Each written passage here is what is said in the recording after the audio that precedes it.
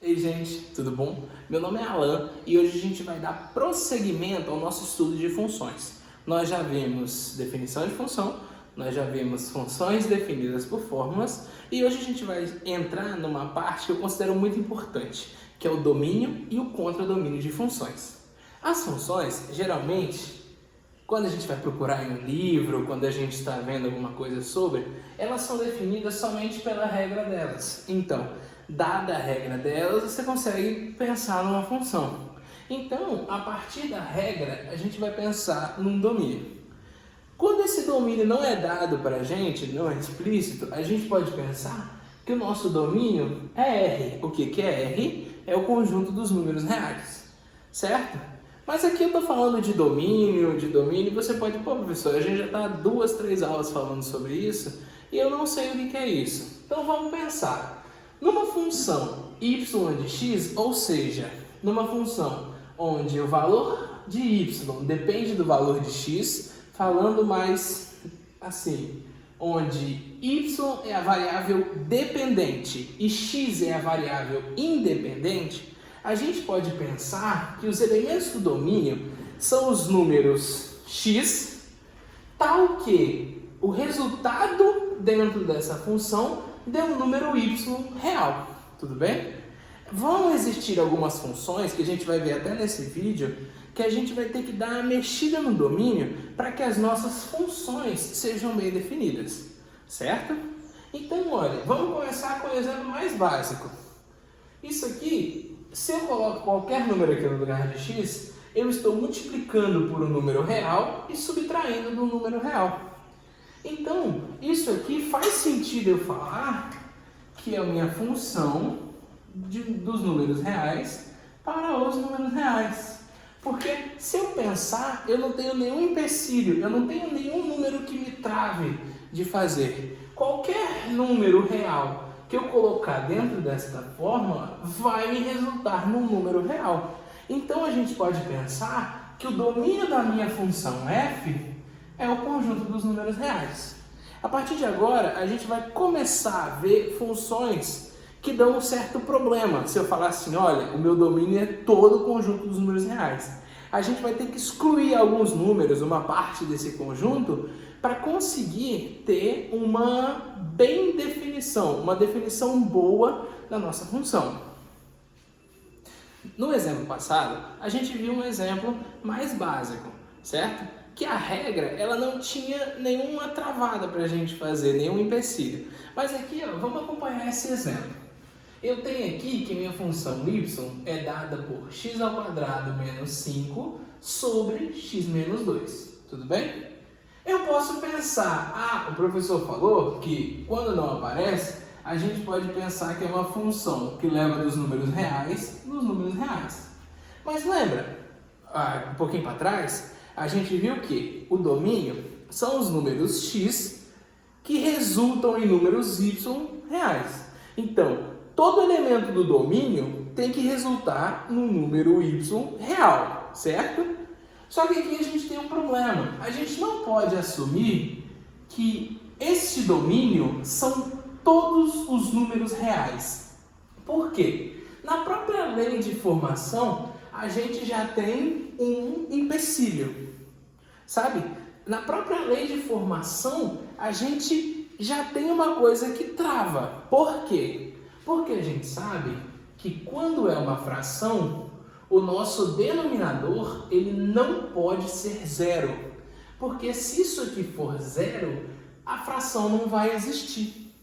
Então, uma regra da própria regra é que o nosso denominador tem que ser diferente de zero. Tudo bem?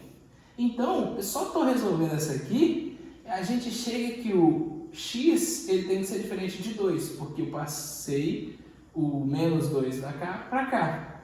Então, a gente chega que, olha, o nosso número x ele não pode ser 2.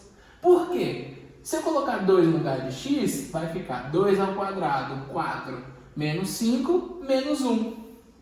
Só que embaixo, 2 menos 2, 0. Então vai ficar menos 1 sobre 0. E isso não existe. Não é um número real. Por isso, a gente tem que restringir o domínio para que a nossa função esteja bem definida e todos os valores do nosso domínio tenham um correspondente no contradomínio. Lembra? Que é a única forma de ser função, que todos os elementos do domínio tenham um representante no contradomínio. Então, a gente vai ter que tirar esse número 2 do nosso domínio. Então, o domínio dessa função aqui vão ser todos os números reais menos o número 2. Isso significa que a gente vai poder pegar todos os números reais menos o número 2. Tudo bem? Então a gente vai poder pegar o 2,5, o 2,7, 3, não sei o que, qualquer número, menos o 2. Então eu quero que vocês notem essa notação.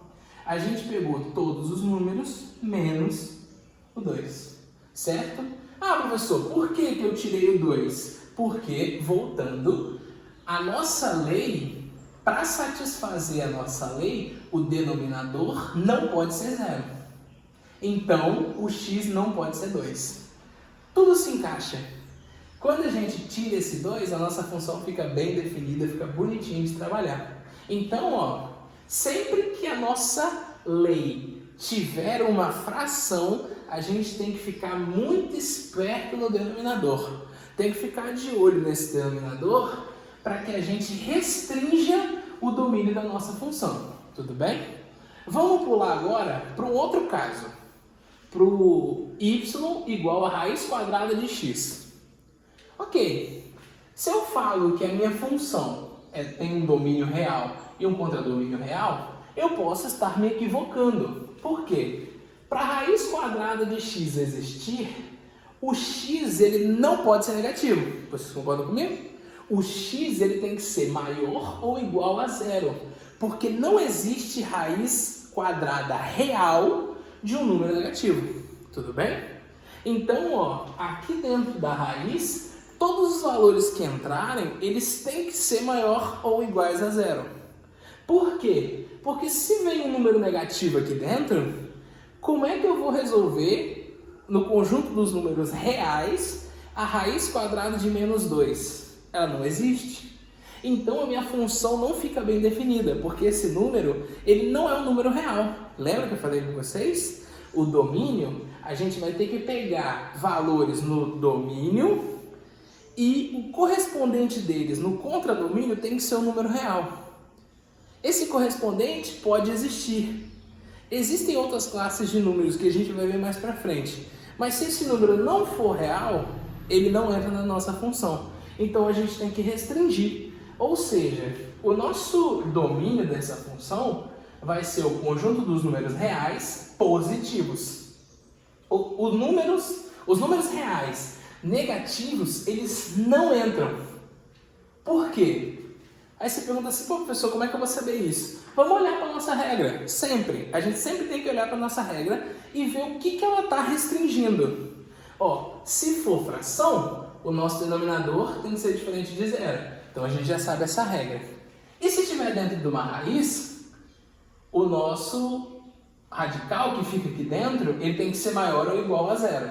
Tudo bem? Então aqui no nosso caso, o domínio são os números reais positivos.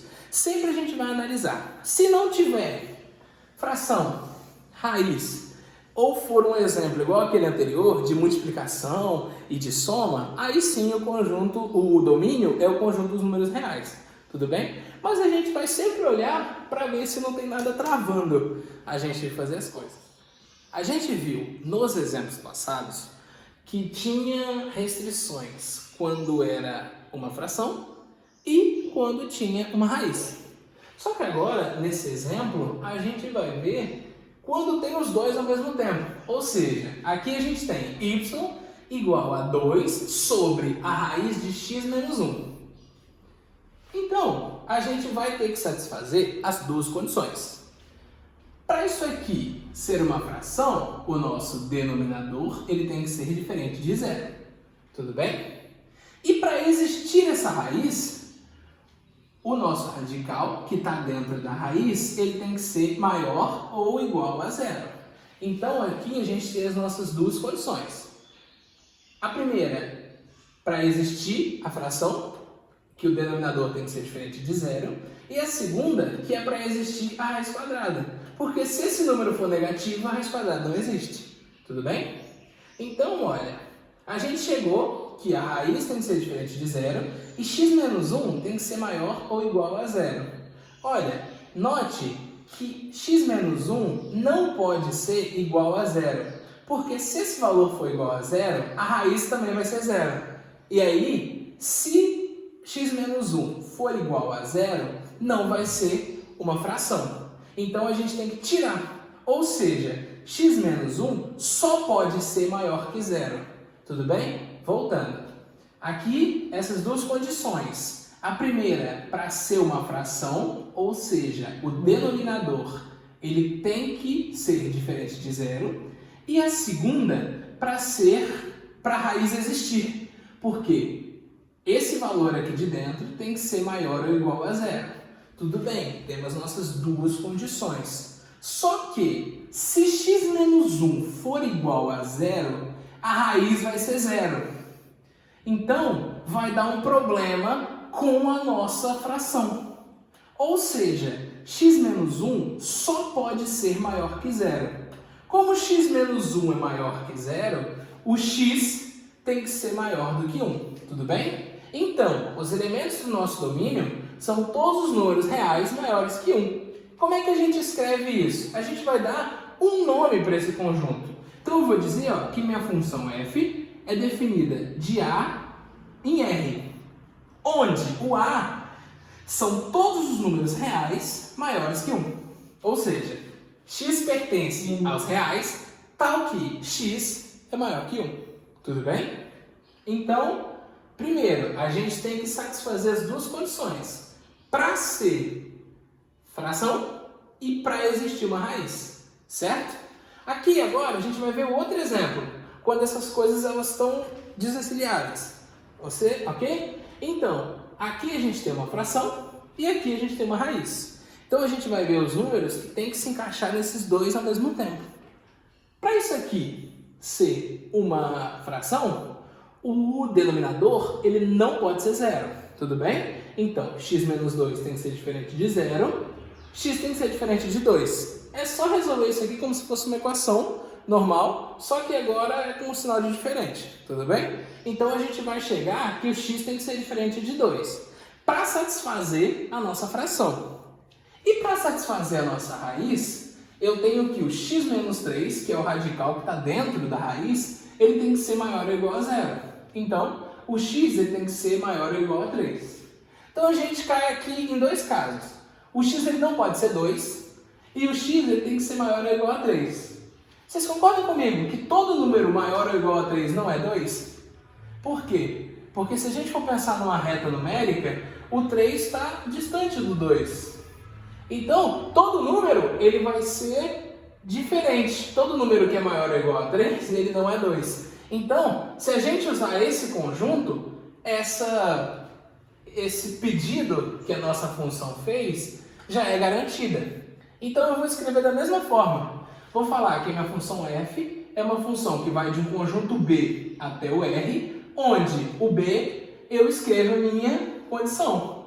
B é um conjunto de todos os números pertencentes aos reais, tal que o x tem que ser maior ou igual a 3. Ou seja, todos os elementos de B pertencem ao conjunto dos números reais e são maiores ou iguais a 3. Tudo bem? Por hoje é só. Se você gostou, deixe sua curtida. Se você tiver alguma dúvida, pode deixar aqui nos comentários que eu vou tentar responder todas. Tudo bem? Compartilhe com seus amigos para que eles possam adquirir o conhecimento e até a próxima.